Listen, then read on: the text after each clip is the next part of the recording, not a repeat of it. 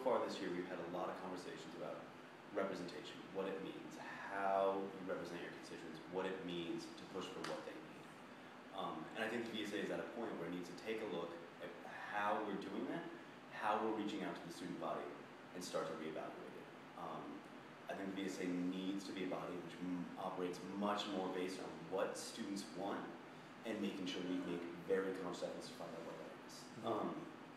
And so a huge part of my platform is trying to empower students by taking those efforts. It's definitely been a decision that's come over the course of a lot of thought throughout this year. And I think being on the exec board really exposes you to a lot in terms of the inner workings of the college, the inner workings of the VSA, the potential for both, things like that. And I think after being so much a part of it this year, it felt like something that just seemed right to do. And I still see a lot that can be done with it, and I want to be a part of that. And I think being VSA president would obviously be the best way to do what I want to do and what I see as the potential for it.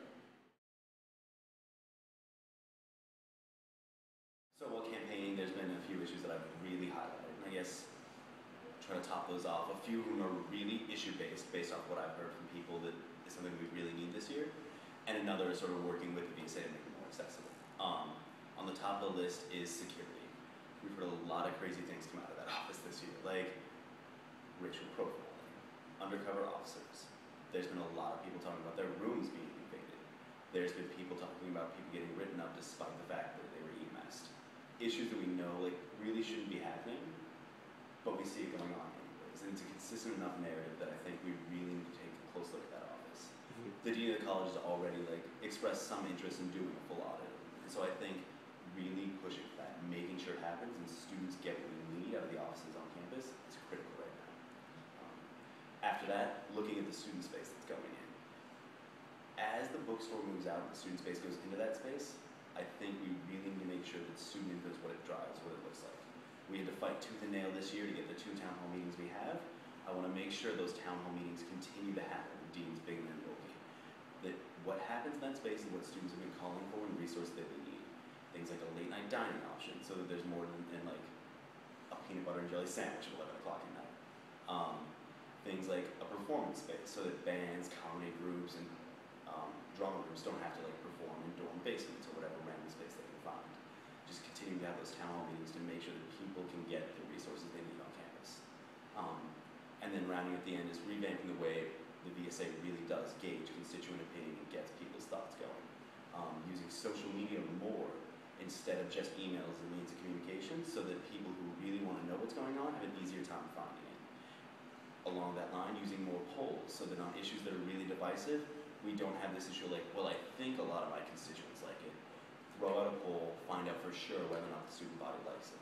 With things like the smoking ban that was proposed in CCL, as soon as we threw that poll out there and saw that 65% of campus was not in favor of a smoking ban, there was no way the student government would support it. We could make sure it didn't get passed. Right off the top of my head, one of the big things we're going to need to work on next year is the life after ambassador conversations. I think that's been a conversation that's already started with the administration and with the board of trustees, and I think it's now at the point where students need to get involved in a big way. And I think next year the committee that's already been formed with the administration will continue, and there'll still be student representatives to that. But I think those students need to make sure that, and hopefully I'll be one of them, need to make sure that they're informed by the student body in terms of what they're bringing to the table. So there's been a lot of issues with the different offices in the past, a lot of confusion in terms of where you go to what, when you use the career development office, when you use the fellowship office, and having those all be separated, the lack of connection to alumni affairs, a host of problems that I think need to get addressed and can get addressed through the student representatives to the committee. So that'll definitely be a big one. I think also with that, working on getting equal access for all students to internship opportunities, I think that's been an issue in the past where a lot of the resources we have now don't factor in student need. So there's an application process, but it's not factoring in, which students can pursue internship opportunities with that funding from the college. And I think, since we are a new blind institution, I think we need to look across the board at ways that we may not be blind. So I think that goes beyond admissions, and I think internship opportunities are an important area where we should be expanding those resources. That's one thing. Another big project, which I think has been starting to get a lot of attention, is the Student Space project. So I think, again, with the bookstore moving off campus to Juliet's, that's going to open up a space right in the college center, which is the center of campus. And I think it'll be really important that that becomes a student space, but it becomes a space that students themselves want, designed, and have input in. And I think what we've seen in the past, especially with the UPSI space, is that when students don't have as big a voice in the process, it sometimes doesn't become something that students actually want and doesn't fulfill a big need on campus. And I think we do have a big need for student space and for there's a host of space issues that I think can get resolved with the space, and it'll just be important that students are involved in that process and have a strong voice there. Last thing, there's a few other things I want to do. One of the big things that I really want to work on though is programming.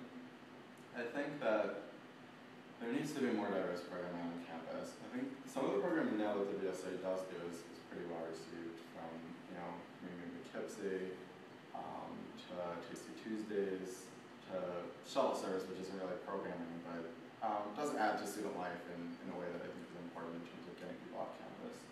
So I think one of my big projects for next year will be looking at expanding and enhancing those. So I think with Tasty Tuesdays, in addition to that, giving students discount cards to the restaurants that come for Tasty Tuesdays, just getting students off campus and into Poughkeepsie, into the local restaurants, I think that'll be great. Shuttle service, looking at expanding that, possibly running shuttles to New Paltz, or shuttles more often to the mall, movie theater, train station, things like that. I think that'll also be important. And then Community Poughkeepsie, we've begun to reevaluate that event this year.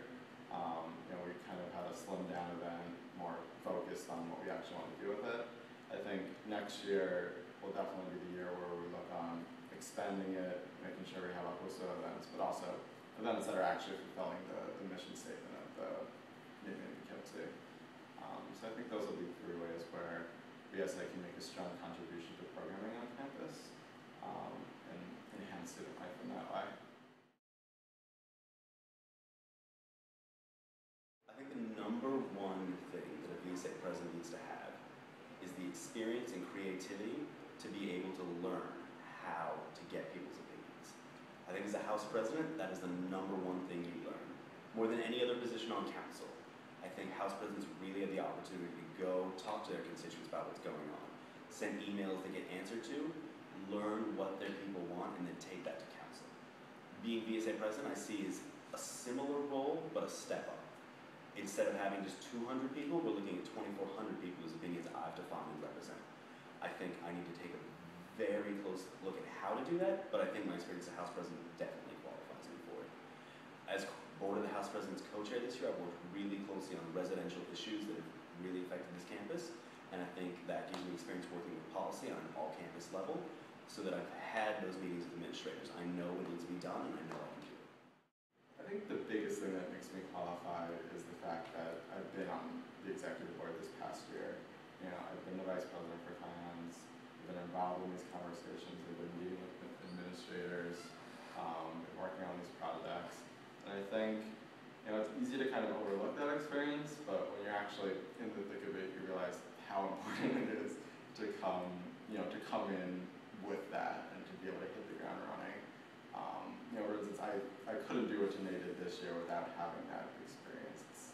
It really is something that's important and valuable to your work. And there's such a limited time for the work to get done, because it's a year, but it's not really a year, because there's breaks and there's the summer, and you want to get there in September, and you really want to hit the ground running with your projects and with the administrative collaborations and all of that.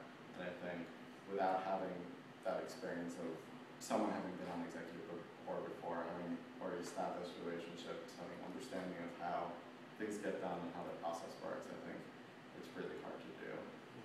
So I think that's probably the major thing that qualifies me for the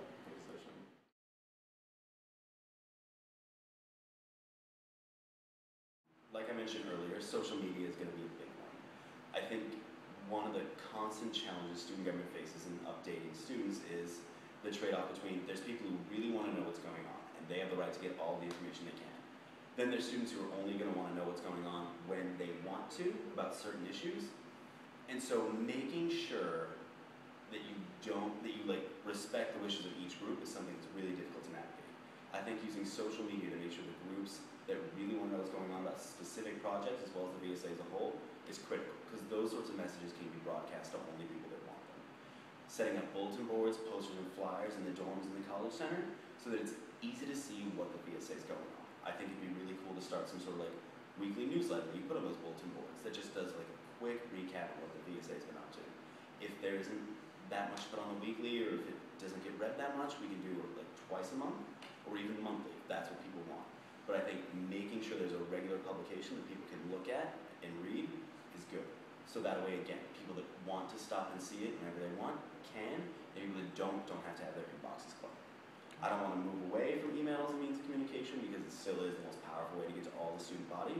And when it comes to things like polls or issues that need to be dealt with immediately, that's still going to be the primary means of communication. But I think revamping the way we look at how we communicate is essential. It's something that the VSA always struggles with, and it's sort of that line between not, forcing information down people's throat, but making sure that the information is there to people who want it. I think one idea that I really like that has come up but never really went anywhere is the idea of opt-in systems. So people who want to opt in and get the information can, people who don't want it, don't have to. And I think that works, especially for VSA agendas, having people opt into that and, allowing us to send the agenda out to whoever wants it. So if there's something on there that they're interested in, they can come or email their representative, anything like that. So I think that'll be important. I think it would also work for something like a VSA newsletter or something along those lines, where each VP and myself, assuming I'm elected, can update on their weekly, monthly, whatever activities, the projects they're working on, when their committee is meeting and what they're discussing, things like that, and that can also go out to the students who have opted in. I think another big thing is just making the VSA more of a presence on campus. So having, the executive board attend events, especially ones that VSA is funding, attending athletics and drama performances, things of that nature. I think also being more of a presence in the college center. So whether that's tabling or, putting up bulletin boards with what we're doing, when our committees are meeting, who people's representatives are, things of that nature, I think really go a long way in terms of making VSA more of a presence and more of a resource on campus.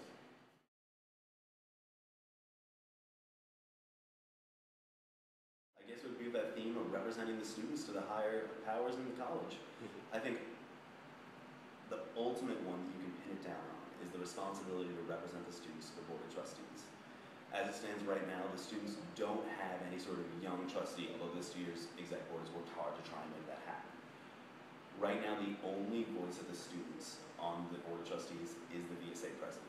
And so I think really being that person to say, look, I understand what you guys want, but this is what students need, and we can't let that go. Things like dining that need to be reworked, convincing the Board of Trustees to pay for some sort of renovation. That's something we're going to start working for. The CDRC's recommendations as it goes out, Campus Dining Review Committee, as it's been leading the end of the term, has been things like, how do we get on the long-term plan renovations of these?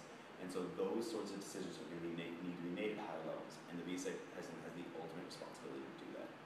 Same goes with the other upper levels of the administration, talking to Cabby and talking to Roki, being that link to the upper levels of the administration and making sure students' voices heard. I think the biggest thing is connecting students to the administration, and I think that has a variety of different meanings.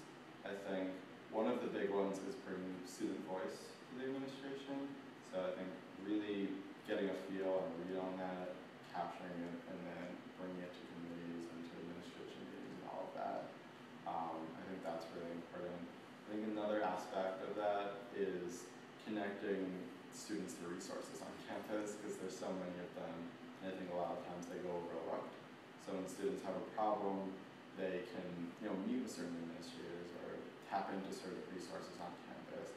And I think they can't do that unless they know about that. And it's a responsibility of the VSA to make sure that they do and that they're connected to what's available to them on campus.